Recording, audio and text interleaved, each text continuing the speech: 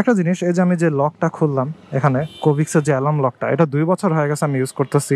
আরে মোটরসাইকেল বামে যাবে, দেখেন ডান ইন্ডিকেটর দেখছেন, যাবে হচ্ছে বামে।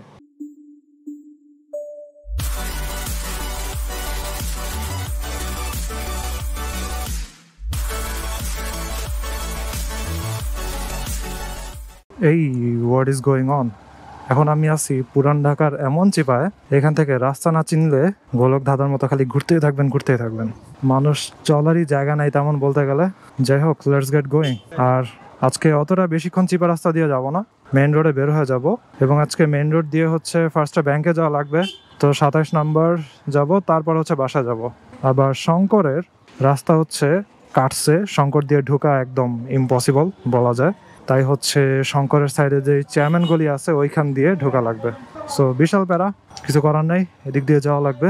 এই জায়গাটারে কি বলে আমি নিজেও জানি না। দোকানগুলো থেকে লেখা আছে মনেশ্বর রোড। মনেশ্বর রোড তো ওই সাইডেরটারও বলে। সব কিছুর নামে কি এটা নাকি? ওয়ালগুলো দেখছেন একদম পুরো একটার সাথে আর একটা লাগানো। বিল্ডিংগুলো এমনভাবে বানাইছে, তারপরে দেখছেন এগুলাতে কিন্তু পিলার নাই, ইটের উপর কিন্তু বিল্ডিং বানানো। খেয়াল করলে কিন্তু এগুলো দেখা যায় পুরান ঢাকার অনেক বিল্ডিং এ হচ্ছে পিলার নাই, জাস্ট ইটের উপরে দাঁড়ায় আছে।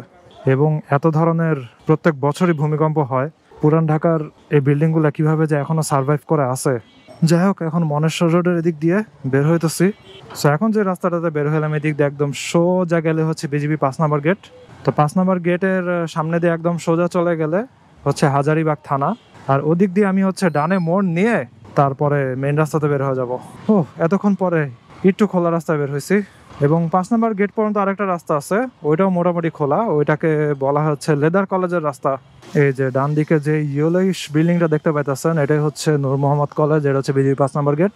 আর এখন আমি স্ট্রেট চলে যাব, স্ট্রেট এখান দিয়ে গিয়ে এই যে লেদার কলেজের রাস্তা, এখান দিয়ে এখন বের হইতেছি। Alright, let's go. সো বাম পাশে এরিয়াটা হচ্ছে ঢাকা ভার্সিটির, এবং ঢাকা ভার্সিটির যে লেদার ইঞ্জিনিয়ারিং ডিপার্টমেন্ট আছে ওইটার এরিয়া হচ্ছে এটা। তো ঢাকা ভার্সিটি যদি হয় শাহবাগের ওদিকে, তাহলে এই ডিপার্টমেন্ট কেন এখানে? কারণটা হচ্ছে লেদারওয়ালাদের ল্যাব কোথায় হয় বলেন? তাদের ল্যাব হয় হচ্ছে লেদারের জিনিস বানানোর জায়গাতে, অর্থাৎ ট্যানারিতে।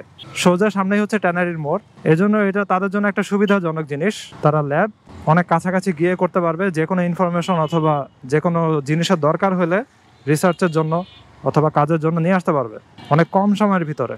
তারপরে লেদারের যেসব প্রোডাক্টস তৈরি হয়, একদম অরিজিনাল লেদারের প্রোডাক্টস, ওগুলা হচ্ছে আমার একদম সামনেই।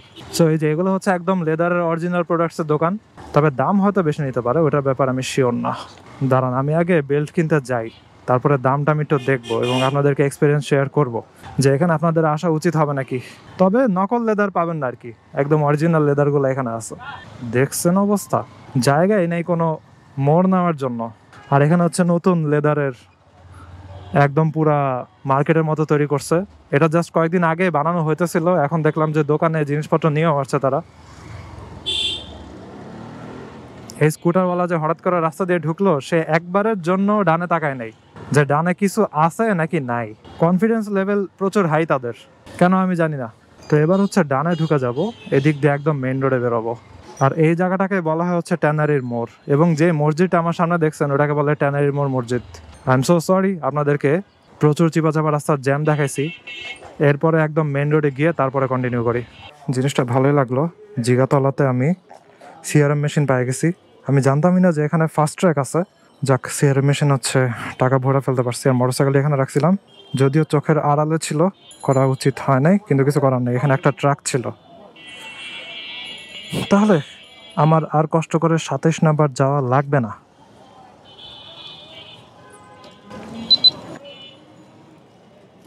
আমি এখন ইজিলি টাকার কাজ কারবার করে ফেললাম। এখন ডিরেক্ট বাসা যাব, তবে মেন রোড দিয়ে যাওয়া লাগবে বিকজ রাস্তা বন্ধ। একটা জিনিস, এই যে আমি যে লকটা খুললাম এখানে কোভিক্সের যে অ্যালার্ম লকটা, এটা 2 বছর হয়ে গেছে আমি ইউজ করতেছি, এবং 2 বছরে আমি এত ভালো একটা আউটপুট পাইছি, আমি আর কি বলবো। তো আপনাদেরকে আমি যদি শর্টে বলি, এই প্রোডাক্টটা আমাকে অনেক হেল্প করছে, অনেক। এটার জন্য আমার মোটরসাইকেলে জিপিএস অ্যালার্ম লাগানো লাগে নাই। জিপিএস লক বলেন অথবা অ্যালার্ম লক বলেন, যেটাই বলেন, ওইটা আমার লাগানোই লাগে নাই। 2 বছর হয়ে গেছে আমি মোটরসাইকেল চালাইতেছি। এবং একটা আজব জিনিস, ওইটা হচ্ছে আমি যখন অ্যালার্ম লকটা কিনছিলাম তখন ওই দোকানদার আমাকে বলছিল তারা হচ্ছে কোভিক্সের অফিসিয়াল ডিস্ট্রিবিউটর আর কি। কোভিক্সের পেজেই হচ্ছে আমি তাদের লোকেশনটা পাইছিলাম মিরপুরে, দোকানের নাম আমি ভুলে গেছি, কেউ যদি চান তাহলে আমি কমেন্টে বলে দিব না। সো তারা বলছিল যে আপনার 6 মাস পর পর ব্যাটারি চেঞ্জ করা লাগতে পারে, কিন্তু 2 বছর হয়ে গেছে আমার এখনও একবারও ব্যাটারি চেঞ্জ করা লাগে না। আমি জানি না এটা কেন, কিন্তু ব্যাটারি চেঞ্জ করা তো দূরের কথা, সাউন্ডের ভলিউমও কমে নেই। তো নর্মালি ভলিউম কমলে তখনই তো বোঝা যায় যে ব্যাটারির ভোল্টেজ কমে গেছে, অথবা যদি অ্যালার্ম না বাজে। তো এরকম কিছুই না, সাউন্ডের আগে যা শার্পনেস ছিল অথবা ইন্টেন্সিটি ছিল তাই আছে, কোনো চেঞ্জ হয় নাই। আমি পুরাই অবাক আর কি। এমন হতে পারে যে এই তালাটা আমি যেখানে লাগাই ওইটা তো হচ্ছে এমনি ডিস্কে থাকে, কিন্তু যখন আমি মোটরসাইকেল চালাই তখন ওটা থাকে হচ্ছে এক্সস্টের উপরে। তো এক্সস্টের গরমের কারণে ব্যাটারির চার্জগুলো কি আবার চার্জিত হয়ে যায়, কে জানে, হইতেও পারে। তো জিনিসটা জোস, আমার 2 বছরে একবারও ব্যাটারি চেঞ্জ করা লাগে নাই। এবং আমারটা দেখা দেখি হচ্ছে আমার একজন সাবস্ক্রাইবার শুভ ভাই, সেও হচ্ছে কিনছিল, তো তাকে আমার জিজ্ঞাসা করা লাগবে যে আপনার এখন পর্যন্ত ব্যাটারি চেঞ্জ করা লাগছে নাকি। যাক, ফাইনালি মেন রোডে বের হইলাম। ভিডিওর ফার্স্টের দিকে আমি যেটা বলছিলাম, আমি জানি না তখন আমার অডিও রেকর্ড হয়েছে নাকি, পরে আমি দেখে যে মাইকটা হেলমেটের বাইরে ছিল। তো ফার্স্টের দিকে যেটা বলছিলাম যে খুবই দুঃখিত, আপনাদেরকে চিপা চাপা রাস্তা, পুরান ঢাকার জ্যাম ট্যাম এগুলো দেখাইছি আমি, কিন্তু কিছু করার নেই, ওদিক দিয়ে রাইড করা লাগছে। তো ফাইনালি এখন একটু মেন রোডে বের হয়েছি। আর বড়সড় রাস্তাতে বের হলে তখন ওয়াইড ভিউ ভালোই লাগে, যেটাকে গোপ্রো নাম দিয়েছে হচ্ছে হাইপার ভিউ। আর আমার গোপ্রো 9-এ ওটার নাম ছিল হচ্ছে সুপার ভিউ, ওটা এখন চেঞ্জ হয়ে গেছে হচ্ছে হাইপার ভিউ। সুপার ভিউ আছে, তবে হাইপার ভিউর অ্যাঙ্গেলটা হচ্ছে আরও বেশি, মোস্ট অফলি 177 ডিগ্রি। আরে মোটরসাইকেল বামে যাবে, দেখেন ডান ইন্ডিকেটর দেখছেন, যাবে হচ্ছে বামে। বলদ, এসব মানুষের জন্যই অ্যাক্সিডেন্ট হয় আর কি। দূরের থেকে যারা ইন্ডিকেটর দেখবে তারা তো কনফিউজ হয়ে যাবে। আর সিএনজিতে এই জিনিসটা সবচেয়ে বেশি হয়তো দেখছি আমি, সিএনজিওয়ালারা উল্টাপাল্টা ইন্ডিকেটর দিয়ে চলতে থাকে, তো চলতেই থাকে, তারা ভুলে যায় যে ইন্ডিকেটর তারা অন করছিল। তো আপনারা যদি জিপিএস লক ছাড়া, অর্থাৎ মোটরসাইকেলের ব্যাটারির যে তার ওই ওয়ারিং কাটানো ছাড়া যদি ভালো কোনো অ্যালার্ম চান, তাহলে এই অ্যালার্ম ল্যাকটা খুবই ভালো, যদিও এটার দাম অনেক বেশি নেয়, 4000 টাকা। আমার সময় 4000 টাকা নিয়েছিল, এখন জানি না, কমতেও পারে 400-500, যদি অরিজিনালটা নেন আর কি। আরও অন্যান্য ব্র্যান্ডের থাকতে পারে। সো আপনারা চাইলে এই অ্যালার্ম কনসিডার করতে পারেন। এবং এটা কোনো স্পন্সর্ড ভিডিও না, কিছুই না, তারা আমার সাথে কোনো যোগাযোগ করে নেই এটা নিয়ে ভিডিও বানানোর জন্য। আমি জাস্ট নিজের থেকে বলতেছি, আমি নিজেই আর কি এটার ওয়ার্ক ফাংশন অনেক স্যাটিসফাইড, তাই আমি জাস্ট আর কি আপনাদেরকে একটু ছোটো করে বললাম যে এটা থেকে আমি কেমন সুবিধা পাইতেছি। আর আরেকটা জিনিস হচ্ছে, জিপিএস আর এই লকের মধ্যে পার্থক্য কি, এই লকটা হচ্ছে এটার ভিতরেই ব্যাটারি এবং এটার সাথে কোনো ওয়্যারিংয়ের কানেকশন নাই মোটরসাইকেলের সাথে। সমস্যাটা হচ্ছে আপনি যদি যথেষ্ট সময় দেন তাহলে এই লকও চোরদের ভাঙা সম্ভব অথবা গলায় ফেলা সম্ভব। যে কোনো ধরনের লকই চোররা অনেক ধরনের কেমিক্যাল অথবা কাটার দিয়ে এগুলা গলাইতে পারে। আপনি যদি তাকে যথেষ্ট পরিমাণ সময় দেন এবং প্রাইভেসি দেন, চোরের কাছে এগুলো কোনো ব্যাপার না।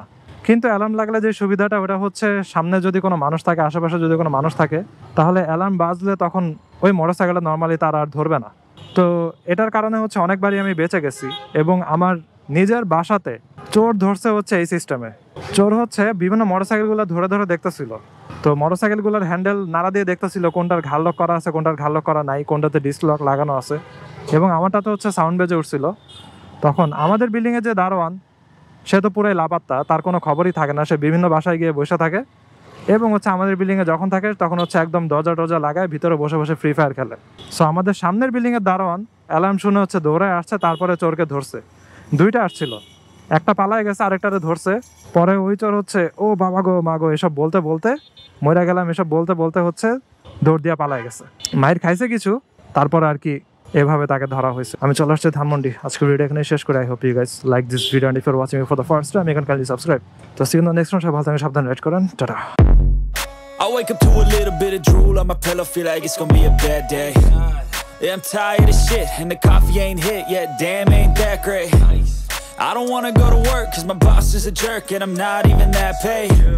I need a change in my life cause I don't feel alive and there's nothing that makes me happy.